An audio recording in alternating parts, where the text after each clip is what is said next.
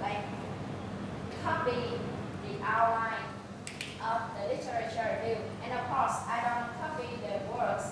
I just copy the main idea, and I will use the new material to support to that like for the outline.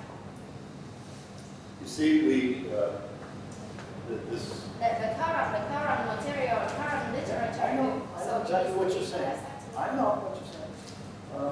And the Vietnamese, it's been built into you to worry about this aspect, because we've done workshops at CMU also on plagiarism and stuff, but mainly for the faculty, not for the students, but for the faculty to give them an idea. The fundamental thing is, if you take material and pretend like it is your work, that is wrong. That is plagiarism. If I read a textbook and I take notes, if I read a literature review and use that as a guide to going out and searching the literature and organizing, that's not wrong. I mean, where do we learn? You learn from me. If I tell you something and you picked it up and you made a note, is that plagiarism? No, it's not plagiarism. What's plagiarism is if I start telling you things as if they are my things when they're not clearly my things. That's the point. And if you do that, then that's wrong for you to do that. But if you're just engaged in this intellectual endeavor of trying to come to grips with a set of material, and you're reading that material and you're organizing that material, I very often use other people. I wish I'd packed the book in my suitcase. I had it with me this morning, a new book that I found on doing research. Very practical applied textbook. Well, it kind of told me to reorganize some of the stuff that I do in a different way, a different set of presentations. And I'm going to try it. Is that plagiarism? No, not at all. If I take some of his stuff and begin to say, look what I wrote, that's plagiarism. But even when I use material in my slides that belong to someone else, I try to be clear in my slides that these words are not my words. These words belong to someone else. If I don't say that, then these words are generally my words. But my words come from somewhere else too. Someone taught me. I read something. We don't just make up things.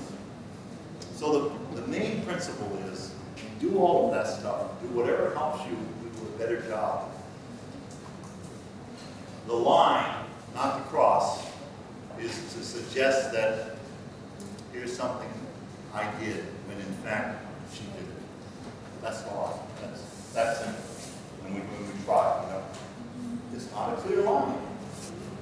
When students get caught doing this, we give them the right to talk and to defend themselves, because maybe they clearly did it in innocence. Maybe they didn't plagiarize and didn't think they were plagiarizing and didn't even know something, So we do give students a chance, and faculty a chance.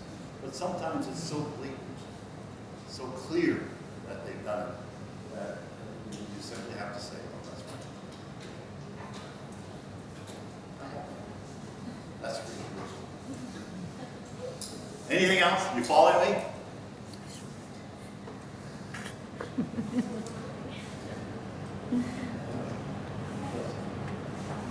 Don't be shy.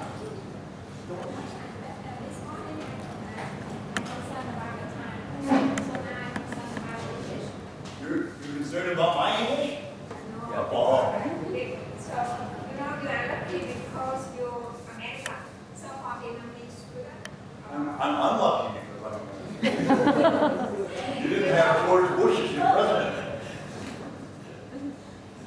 because we find it's difficult for this kind of the international journal or paper. If you want to write something, we just know what to write, but how to write, how to build for English standard of high impact factor for the journal is difficult. It is difficult, yes. The journals, the English-speaking journals, expect you to write good English. Yes. And in order to do that, we have to have a kind of a French college or somewhere in international France. So in order to check each other, that means we can do it by ourselves. I think we can't write ourselves. That means individually. Well, you have to write yourself because you have to give us the know. You have to give us enough material to work with that we can polish. I polish all the time. You would be surprised at the people in Vietnam that I polish for. But it's not wrong. It's, you know, I mean, ESL people, when English is your second language, it's very difficult for you to ever be native in writing. Very difficult. There are always ESL markers. We call them ESL markers. You know, we test all of our students when they graduate. In their junior year, they have to pass an English test before they can graduate with their baccalaureate degree. And I can go through those tests because I help grade them. These faculty graded them on the weekend. You can read those papers and you can pick out an ESL student instantly. Instantly.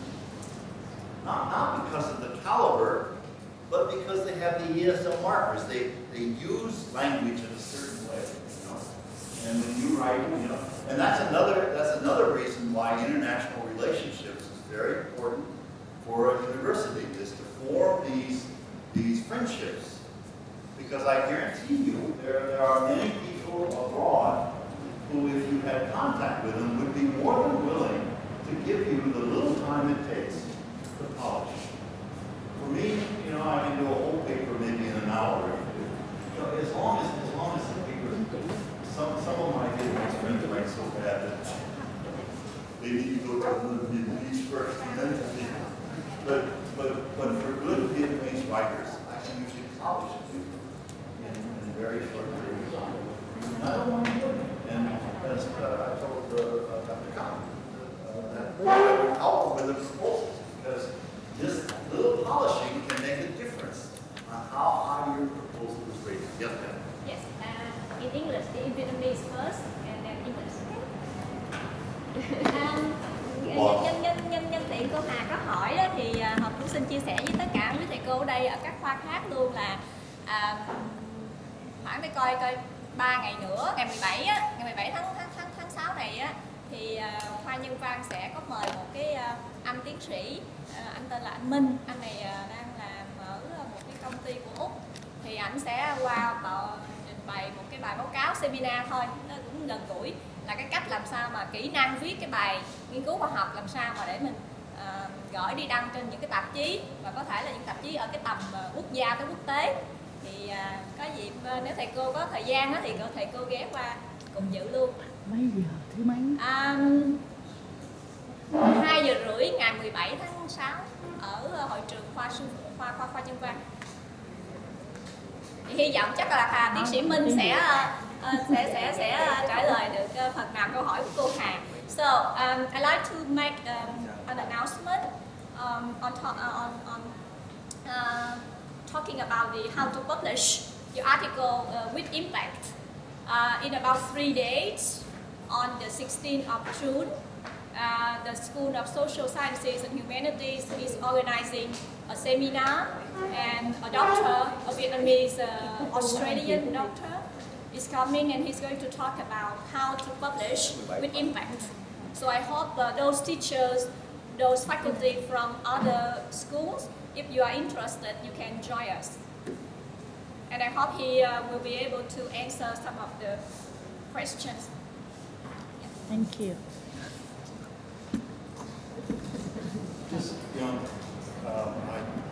I think that's good, and I think that because you're trying to understand how to do things better, that you should take the opportunity every chance you get to listen to people who speak in these areas. You know, it doesn't mean that any person has the right answer.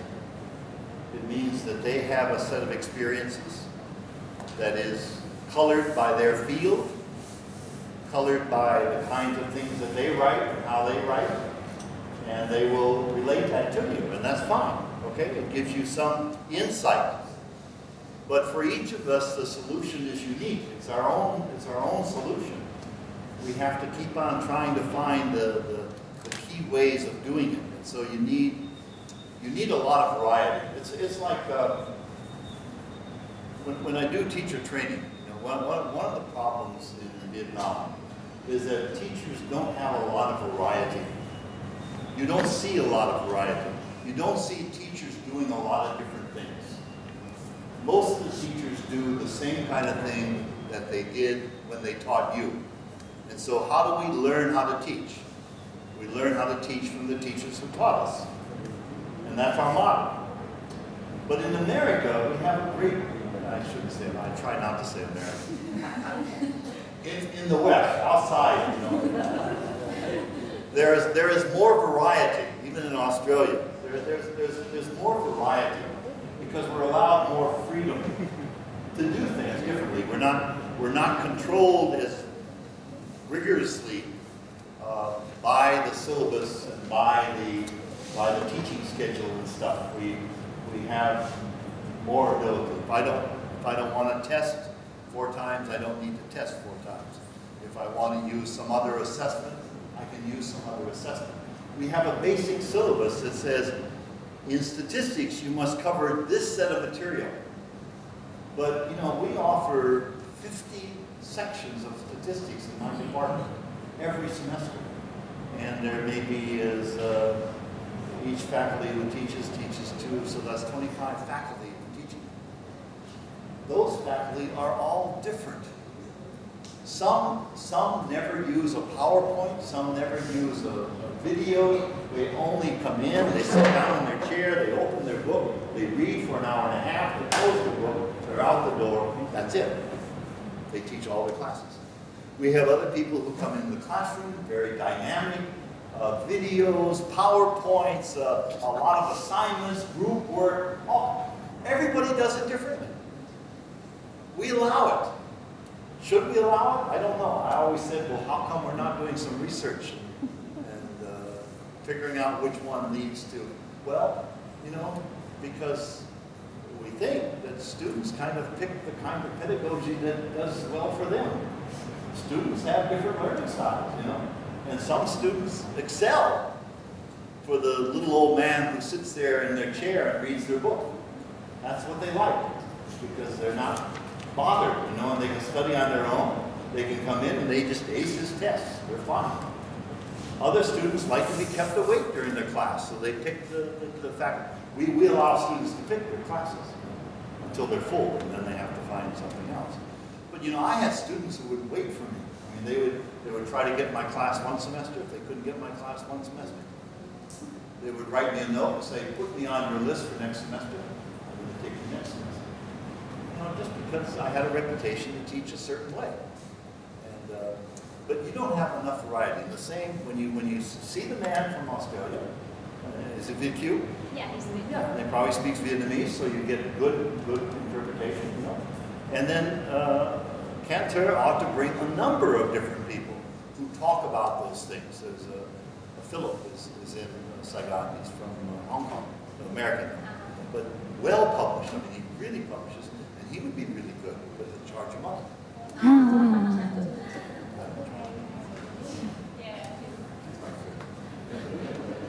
And you know, what could be interesting about this guy is that he is working, he is an engineer.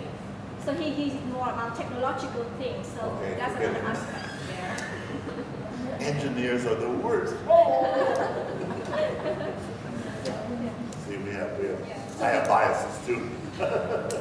So we can learn from people. Well, because engineers are very rigid, and their materials are very rigid, very specific. Their kind of research is a different kind of research than probably anybody. Anybody engineer? No? Yeah. Are you an engineer? Yeah. I'm sorry. They are the ones who bring the camera. But they know what I mean, because that kind of material has a different kind of research aura to it than social sciences or humanities or some of the other sciences. You know, engineering is a special area, and No, but I attended history. they also have some of the most problem faculty members on our campus. That engineering is where the guy, he was 92 years old and he wouldn't retire. He wouldn't retire. Teaching, 92 years old, barely walking class. Electrical engineering, still teaching what he learned in 1930. Four students. This guy is good. Yeah. So good. You learning anything from these ramblings? See, I believe in the pedagogy of dialogue. I think that's the best way to, especially in research and statistics. If I can answer your questions, then the answer is more pertinent to you than if I just do a presentation. But let me go ahead and do some of these PowerPoints. But you've read them, you know. But maybe they will have topics. And one of the topics is the publication. Oh, where is it? Did you steal mine? Over there. In Miss Oh, that's right. Hello. Hello. You can't hear me? No. I need, you know, at home I have a little clicker. No. Okay, I'm just going to run through some of these that we don't need to talk about. Hey. That's PowerPoint for two. It's okay.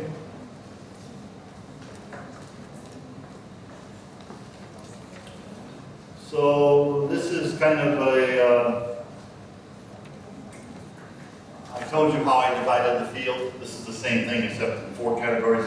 Here's 5 categories because at the end I distinguish between research reports and research publications. You maybe put those together and that's the 4 categories I talked about. The fundamentals, the problem and stuff, the design, the data analysis, and then writing it up. But see, writing research reports and publications, 2 different things, two different talents. Fundamentals, we cover the types of questions, the time in research, you know, because very often the questions that are being asked require a certain sequencing in time.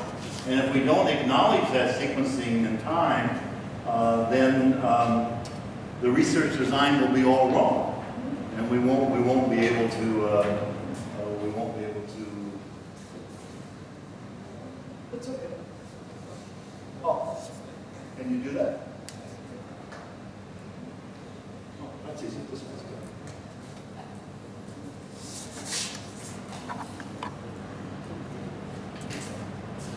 You always have to have a technician around. One of the first rules of using instructional technology.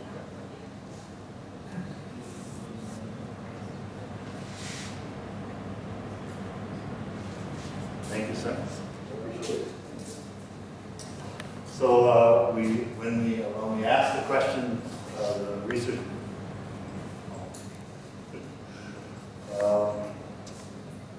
We have to be aware of the kind of question they are, the kind of time thing that they're talking about, the kind of relationships we're talking about, because all of these have to do with the way we articulate and we build a research design. If we don't take all of these elements into account, we could make some major errors in developing the kind of a set of activities. You know, when I talk about design, I'm simply talking about that whole set of activities that we are going to engage in. Sampling, for example. I mean, that's an activity. When we do our question, we have to think about, well, who am I going to collect the information from? How do I get those people? Do I have to do a sample? Does it have to be a random sample? Does it have to be representative? I mean, all of these little questions have to be answered right at the beginning. If not, the design will be flawed and it won't be strong. Can you still do the research? Yes, you can still do the research. And I think all of you should engage in some kind of activity, whether it's good or bad. That's not the point. If you're doing it and you know what's bad about it, you're learning just as much as if you're doing it and it's good. And the next time you do something, it'll get better each time. Because sometimes we simply can't make everything great. We just can't. And we've got to just do the best we can, whatever. So if you're a teacher and you want to do a little bit of research on how you're doing in the class, or compare yourself with your friend, just do it. It's just fun. It's just to teach you the principles of engaging in research. So how about unit of analysis? Do you know all these words? Yeah. You know, most people think of people as a unit of analysis, but sometimes classes are unit of analysis. Groups are unit of analysis. Banks, filling stations, you know. Unit of analysis can be almost any countries. A lot of the stuff I do, I look at different countries, and countries are my unit of analysis, not individuals. You know the difference between a hypothesis and a proposition? Proposition simply is a generalized statement. All of these things can look alike. That's the problem. You can have a research question followed by a proposition, followed by hypotheses, and all three of those statements look exactly the same. It's okay. That's okay. There are other situations where you have a research question, a proposition, and a hypothesis, and the three statements are all different from each other. That's okay too.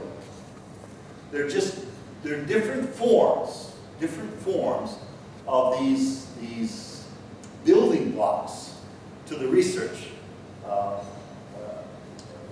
I tend not to use theory, but behind them is the theory, the theoretical basis for what we're doing. If we think student-centered classrooms are the best way to improve student learning, then there's some theoretical basis for why we think that, okay, versus faculty-centered classrooms.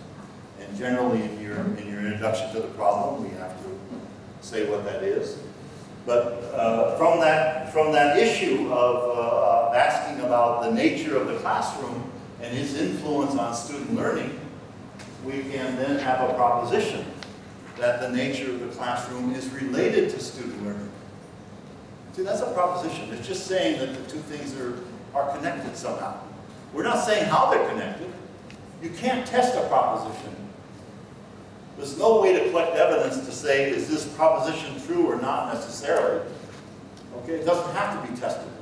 But it's just a simple general statement that the character of the classroom, the nature of the classroom, is related to how much the students learn in that classroom. Hypotheses: students who are in a student-centered classroom have a greater learning capability than students who are in a faculty-centered classroom. That's a hypothesis, because now we can go out and we can collect information and we can ask the question, is that hypothesis true or not true based on the evidence that we're collecting?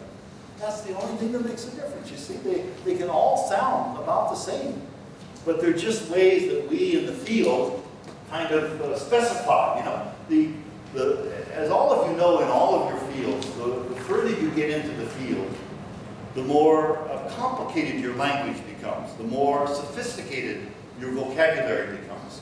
And when you begin to talk to people outside of your field, they don't know what you're talking about, because you have your own language. All right? The same is true in statistics and research. And that's what drives people like you crazy, because we have our own language. And we start talking in our own language and we lose you. But in fact, I'm trying to tell you that the language is simple. There's nothing big about this. There's nothing complicated about this. There's nothing hard about this. This is really simple stuff. And even if you make a mistake, it is not a mistake that's going to get you fired.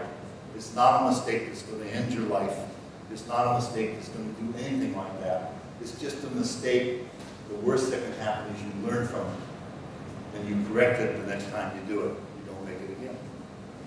So don't be afraid of doing these things and making mistakes. Once again, the three levels, the three kinds of relationships. descriptive, correlational, and explanatory. You can put almost every piece of research into one of these three categories. No matter what kind of design, experiments, quasi-experiments, field studies, historical studies, almost everything you read, you can place into one of these three general kinds of research.